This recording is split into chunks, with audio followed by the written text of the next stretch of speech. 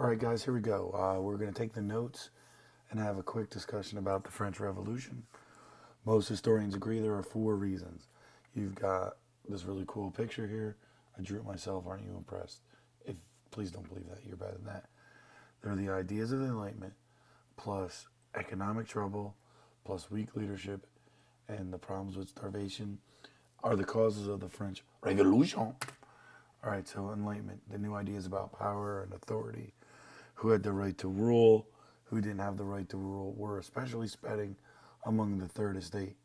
That 97% were like, these ideas are awesome, let's think about it.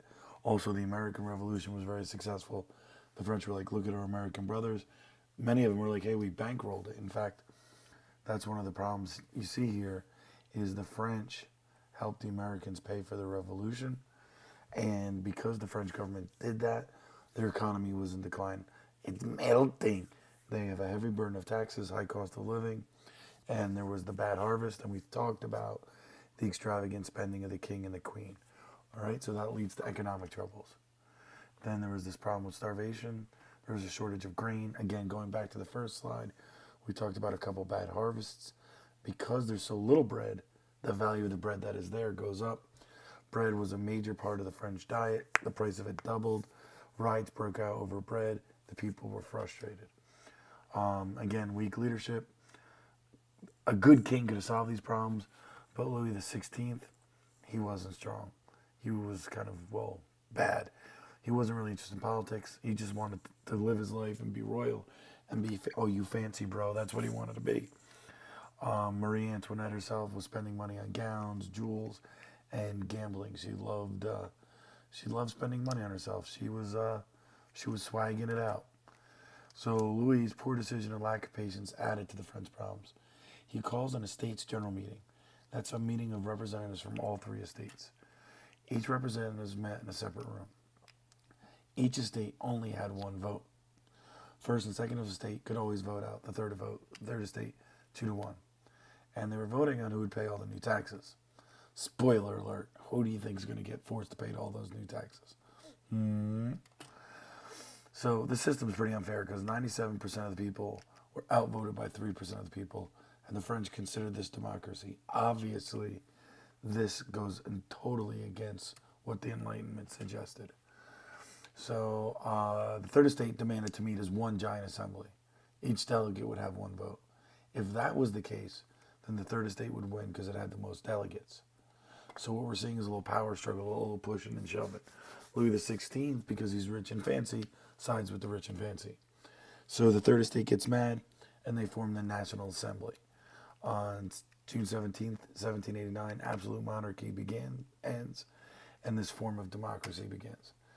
And then the National Assembly gets locked at the States General because the National Assembly's violated what's been past practice, and the first and second estate are upset. They want no part of these changes. 3 wants changes, 1 and 2 don't. 3 changes, 1 and 2 don't. So the new National Assembly, the third estate with a new name, new organization, breaks into a nearby tennis court. And you can see here it's an indoor tennis court, very popular among the English or the European royalty. And in this tennis court, they make an oath.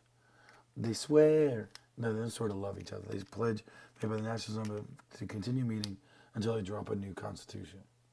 So they're like, we're not leaving this room until French government gets changed.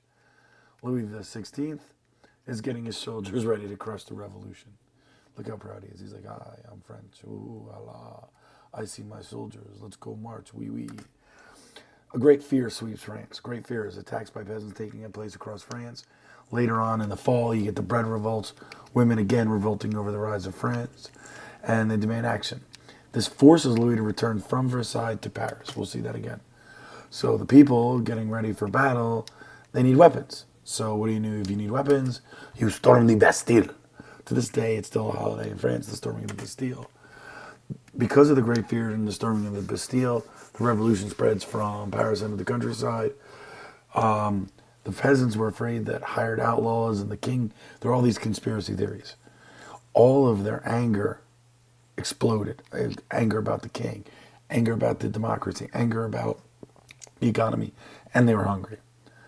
They looted homes, they burned legal documents, they seized land. What legal documents they burned were the mortgages, the statements of how much money they owed.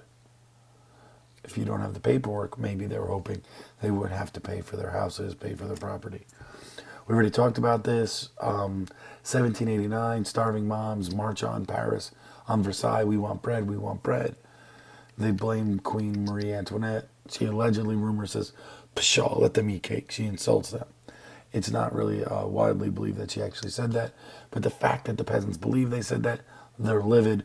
The royal family was forced to leave Versailles and head back to a palace in Paris. So what are the causes of the revolution? 1, the old regime. It's not fair. It's not democracy. It's not equal. 2, the burden of debt. All right.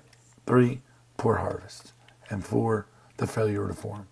Louis the 14th and 15th pursued pleasures before business and ran up more debt. And Louis the 16th was no better. By the morning of August 4th, 1789, the revolution was on. 3 weeks later, 3 weeks later, the Declaration of the Rights of Man. So what we're going to see is this revolution is going to get bloody and it's going to get worse.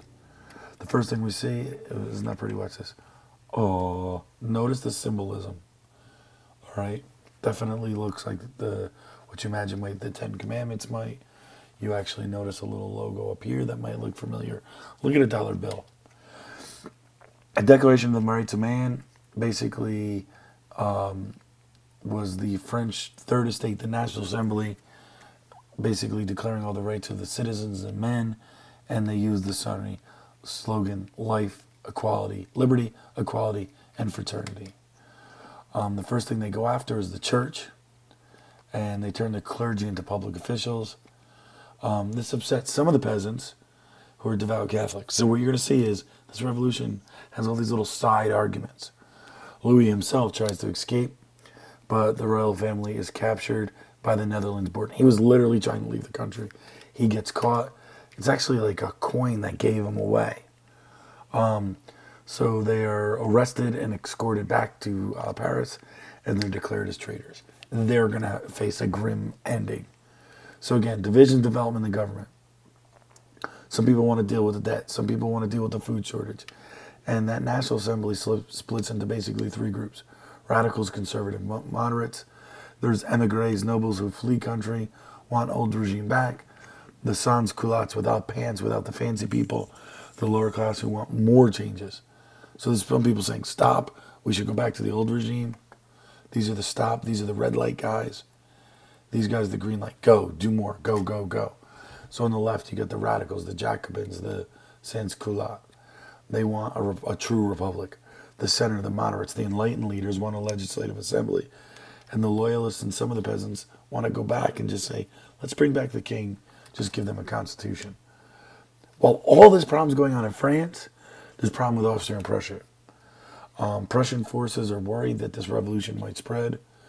A Parisian mob, that should say, jails the royal family and kills the guards. The mob breaks into prison, killing over 1,000, including many who supported Louis. Pressure by mob, legislative assembly dissolves the monarchy. The National Convention takes office, forming the French Republic. So the Third Estate became the National Assembly, became the National Convention. Again, there was this fear of the French plague, of revolution spreading. So enlightened rulers turned against France. There's the threats from abroad. You got Prussia and Russia, or Austria. All right? And there's a real sense that there's going to be this war between Prussia, and there is a war between Prussia and France. And by France, I mean the revolutionaries. So the French revolutionaries say this isn't just a war against tyranny in our country, it's a war everywhere. The French revolutionaries want to take on monarchs everywhere. They want to desire to rid the world of tyranny, rid the world of kings. And they are actually going to fight Austria and Prussia. So who comes to power? Maximilien Robespierre. Robespierre wanted to use force. He declares himself the Committee of Public Safety. He's intensely loyal to the revolution. He believes the revolution was right and it should keep going. He wanted to wipe out the old regime in France and worldwide. He wants to fight Prussia. He wants to fight anywhere that's got a king. He was a Jacobin. And basically what he does is he becomes a dictator. There's a certain irony here. He doesn't like tyranny. He doesn't like the old regime, but he becomes a dictator. And one of the ways he uses his power is anybody who doesn't like him is called an enemy of the state, and he kills them, including former allies of his, Marie Antoinette. 85% of those who died during the terror are middle lower class. Again, Jacobins are the radicals. Louis XVI is found guilty, and they use a guillotine, and he is beheaded. Again, the radicals, the Jacobins, take control of the Legislative Assembly. They take part of all these massacres, and they want to wipe out the old regime everywhere. That National Convention we talked about is founded as part of the rights of declaration. Suffrage, the right to vote, is given to all males, and they abolish monarchy and establish a republic, and the king and the queen lose their head. They wanted to go against the revolution. You're an enemy of the state, off with your head. You're an enemy of the state, you're against the revolution, off with your head. Notice how quickly, right? February and then October, about 9 months apart. The French army is fighting in Prussia and Austria. Britain, Spain, and Holland, all their kings, say, ooh, this isn't good, so they give some of their forces to help Prussia and Austria. The National Convention, led by Robespierre, drafts another 300,000 men to reinforce the army. They are going ham. They're going after it. The Reign of Terror is basically 1 year, 1 year. 40,000 people were executed by guillotine. 40,000, another 300,000 people were imprisoned. Again, Marie Antoinette, probably the most infamous, to lose her head. There's all these changes in France. Again, instead of loving the king, you love your country. Even the street names were changed. Instead of calling everybody Mr. or Mrs., they called each other citizen. They build public schools. They want to take care of the fighters. They abolish slavery, and they extend religious toleration. So you get a little bit of good, a little bit of bad. But after a year where over 350,000 were either killed or imprisoned, the French have realized they've gone too far. So what's the popular French thing to do? They cut off Robespierre's head. On July 28, 1794, Robespierre loses his head. So it was kind of like that. All right. That's the end of the terror. Another change in government. Robespierre was arrested and executed. Because of the terror, people moved away from the radicals. So the first wave is very radical, and then it moves back to moderate. They write a new constitution. They create a 2-house legislature. So that's like our Congress, and a 5-man directory to restore order. That's like a 5-man president, a 5-man committee. But looking out forward, look who they named the commander of the army, a little guy named Napoleon. So the directory is in power in France from 1795 to 1799. It's moderates, new constitution, no more terror, no more radicals. So you've got this 5-member directory running the country. They're kind of the executive branch, and here's the legislative branch, and there's this general here, and you notice Napoleon has a big smile. Louis is over here, and sadly, well, he has lost his head. All right, guys, that is video 1, 2. Sorry it's a little long, but you'll get over it. Bye.